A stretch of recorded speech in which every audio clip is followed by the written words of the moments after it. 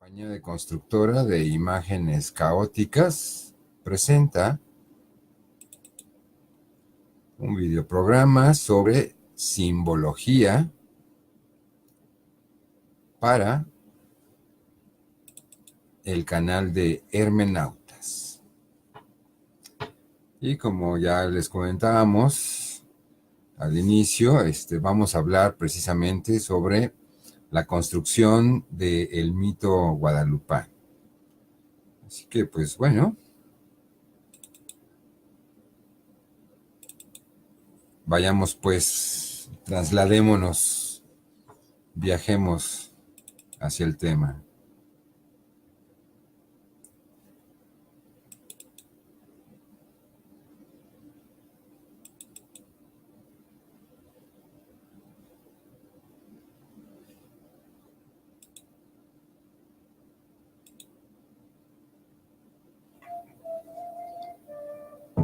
Y bueno, pues podríamos decir brevemente que el mito empieza tal vez en una invención literaria, ¿no? Que es de las primeras letras que se conservan de la colonia, ¿no? O de las primeras obras de lo que se considera la literatura hispanoamericana. Y en este caso nos referimos precisamente al Nican Mopoa, que obviamente pues es de la época de la colonia. Aquí tenemos la portada, me parece que la portada original. Y bueno, ¿no? Desde entonces, desde que se instituyó porque bueno, pues válgaselo reiterativo, es una institución, este mito guadalupano, pues prácticamente ha permeado en todos los sectores, en todos los ámbitos, ¿no? Hasta donde menos nos lo podemos, pues, imaginar. Su imagen ha sido explotada, ¿no? ¿Cómo que, Carlos? Ahora que en el país desde que el que transmitimos ha ganado las elecciones el partido de Morena, pues imagínense, ¿no? O sea, realmente tiene implícito bajita la mano, ¿no? Este sí significado. Así que bueno, pues tendríamos que transportarnos un poco hasta 1531, año en que se refiere que fue tal, pues tal aparición mariana. Y lo cual es muy curioso, ¿no? Porque realmente la imagen muy probablemente no apareció hasta 1550, con esa distancia.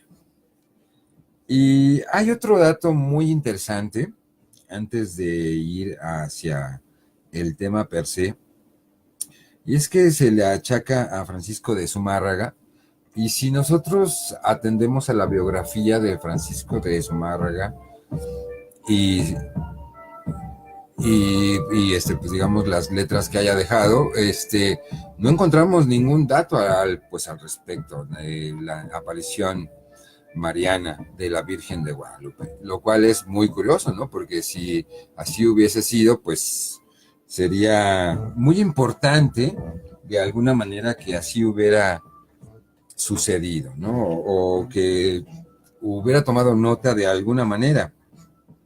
Así que, pues bueno, ¿no? Y 1531, curiosamente, no destaca en ninguna crónica, y así por 100 años, ¿no?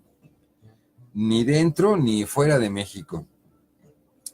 Y pues ya decíamos que ni siquiera Fray de Zumárraga, por sí mismo habla al respecto, sino que se le achaca, ¿no? A su temporalidad la aparición. Lo mismo podríamos decir de Bernal Díaz del Castillo, de Diego de Durán, de Bernardino de Sahagún, de Jerónimo de Mendieta, de Fray Toribio de Motolinía o Benavente, ¿no? Este último era un cronista más importante de a la conquista. Y pues hay una historia de los indios de la Nueva España que habitó el valle entre 1524 y 1569. O sea, este personaje vivió en la náhuatl durante 38 años, ¿no? Fíjense, entre 1524 y 1569. Y no se refiere en ningún momento que en 1531 se haya dado esta aparición. Y bueno, pues es muy interesante porque en 1550 sabemos que por orden de Fray Alonso de Montúfar, referido y citado incluso por Fray Francisco de Bustamante en escritos que se produjeron entre 1555 y 1556, ¿no? De hecho, en 1556 manda una carta al virrey, ¿no? Para informar de cualquier hecho. Y pues obviamente se le informó de la elaboración de este primer cuadro, que se le encargó hacer a Marcos Zipac de Aquino, o Marcos Zipacli, ¿no? Zipacli, curiosamente, ¿no? Que nos refiere a un lagarto, a un cocodrilo, ¿no? Y en la cosmogonía de la náhuatl, pues Zipacli es prácticamente un ser primordial, ¿no? De él surge la tierra, etcétera, ¿no? Es muy similar a la Tiamat mesopotámica. Y pues vaya, ¿no? De ahí tenemos una primera versión de la Virgen de Guadalupe, que curiosamente, pues esta Virgen tenía corona, ¿no? Y después de la independencia, pues la corona simple y sencillamente desapareció de la imagen.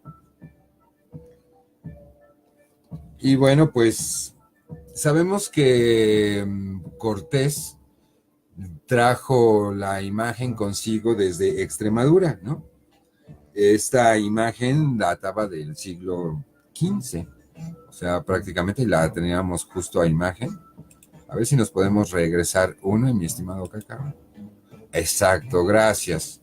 Y bueno, pues podemos ver precisamente la similitud, ¿no? Las similaridades, perdón, entre esta Virgen de Extremadura y la Virgen de Guadalupe que conocemos.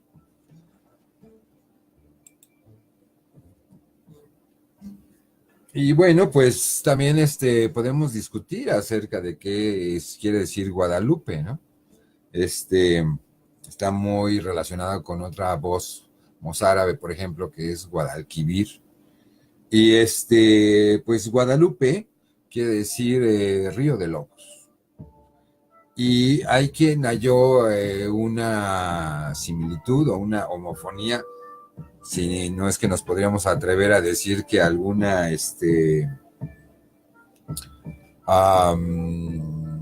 etimología en náhuatl, donde Guadalupe puede significar la que aplasta serpientes.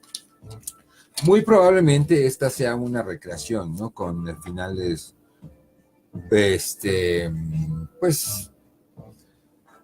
como para evangelizar, ¿no? Y bueno, pues fue Cortés quien construyó el primer templete ahí en el Tepeyac, que bueno, pues no va más allá de una ermita. Y curiosamente no hay ninguna mención en monarquía indiana del mismísimo Fray Juan de Torquemada. La primera mención de la Virgen de Guadalupe y del milagro guadalupano lo vamos a encontrar hasta 1648. Y es por el padre Miguel Sánchez. Y bueno, y hay quien asevera que esta aparición o esta creación, esta invención de la Virgen del Tepeyac, pues bueno, se dio en una especie de competencia, por ganar dinero, prácticamente, ¿no? Entre diferentes diócesis. O, y bueno, pues resulta que la Virgen de San Juan de los Lagos y la Virgen de Zapopan, ya para entonces amasaban grandes fortunas, ¿no? O sea, los estipendios, las limosnas, como lo conocemos, pues sí, era bastante productivo. Así que aquí en el Valle de Anáhuac, pues necesitábamos de alguna manera, ¿no? Tener así algo tan atractivo y tan productivo como estas vírgenes, ¿no? También como por ejemplo allá por Oaxaca, por allá, ¿no? La Virgen de Juquila, si mal no recuerdo. Y así es como se han dado estas apariciones marianas, ¿no? Si desde Europa se daban de esta manera, ¿no? Por la necesidad de tener feligreses o por la transformación de alguna otra diosa pagana, ¿no? O del Jiten previo. Y y bueno, pues fue Fray Servando Teresa de Mier en 1974 quien ya afirmaba que el mito era falso, por lo que fue acusado y sentenciado. Ok, o sea, le cayó la justicia divina por andar soltando la lengua a Fray Servando Teresa de Mier. Y posteriormente Joaquín García Iscalzeta no encontró registro alguno, ya que por encargo del obispo La Vestida, descartó como primer testigo a Zumárraga, ¿no? Y ni obispos que le sucedieron. O sea, él hizo una investigación exhaustiva para el arzobispo La Bastida, Joaquín García Izcabaleta, y tuvo que reportar a este arzobispo La Bastida que no había encontrado ningún indicio de la realidad o de la veracidad de esta aparición guadalupana. Y bueno, pues la Guadalupe que se expone en la basílica fue producida en 1895 y sustituida por Florentino Bancarti. Esto lo podemos checar en la siguiente referencia hemerográfica en el periódico Universal de la Ciudad de México, un 3 de diciembre de 1895. Y es donde sucede lo que les decía, ¿no? Que esta corona simple y sencillamente desaparece. O sea, primero teníamos una corona, aquí lo tenemos a su izquierda del observador, aquella imagen de Marcos Zipac. Y a la derecha tenemos la imagen de Florentino Bancarti. Y como vemos, pues la corona desapareció. Justamente cuando iniciamos la etapa independentista en México. Así que lo declararon como un milagro. Así, impresionantemente. Posteriormente, el obispo Eduardo Sánchez Camacho denunció el fraude guadalupano en 1895 y la sustitución de la imagen. Y bueno, pues, ¿qué creen? Fue obligado a salir del país años después y previa a su muerte escribió una obra llamada Ecos de la Quinta del Olvido. Y en esta obra, Ecos de la Quinta del Olvido, pues podemos encontrar precisamente esta crónica. Y bueno, pues aquí tenemos, por ejemplo, ¿no? Antes de irnos, comentar los aspectos bonitos de la historia, ¿verdad? Cuando Hillary era, antes de ser candidata, me parece, ¿no, Cacá? Que nos visitó y precisamente, si mal no recuerdo, ella preguntó en un momento dado que quién había pintado el cuadro y increíblemente siguieron con el argumento de que lo había pintado Dios. En fin, se los dejamos a su consideración brevemente. Y bueno, pues en algún otro video, ¿no? Tal vez hablemos de las apariciones marianas en general, ¿no? De cómo hay una similitud, ¿no? Pues con otras deidades, ¿no? Incluso mucho más antiguas que las vírgenes católicas, ¿no? Podríamos incluso irnos muy atrás hasta la India, hasta el Indostán, hasta el Anáhuac mismo, como ya dijimos hoy, ¿no? Que su origen, pues, muy probablemente se deba al culto a la Tonatzin, esta diosa del Anáhuac, ¿no? La tierrita viva, que la tenemos justo a cuadro en este momento. Y bueno, pues precisamente así es como se creó el sincretismo. La Tonatzin es también, o Tonatzin, es una divinidad, ¿no? Entendamos que en la concepción de el Anáhuac, pues los dioses no son como los concebimos, en el ámbito de la historia occidental, ¿no? Antropomórficos, etcétera, etcétera, ¿no? Como personajes de una historia, sino son como esencias divinas, esencias de la naturaleza, etcétera. Y bueno, pues es una representación precisamente, ¿no? De la tierrita, de la madre tierra, etcétera. Pero lo mismo puede ser la Cihuacóatl, ¿no? Que después dio origen al mito de la Llorona. O lo mismo también puede ser ¿cómo se llama? La teníamos a cuadro. Coatlicue, ¿no? Aquí tenemos a Cihuacóatl, a Coatlicue, digamos, estilizada, ¿no? Explicada, antropomorfa. Y en algún lugar he de tener a Coatlicue, como debe de ser. Si no es que se las debo.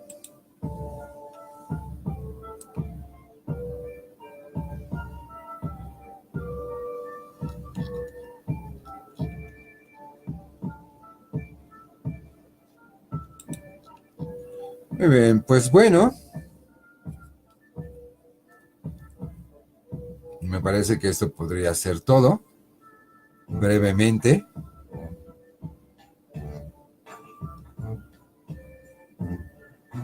Así que pues nos despedimos. Este ha sido un video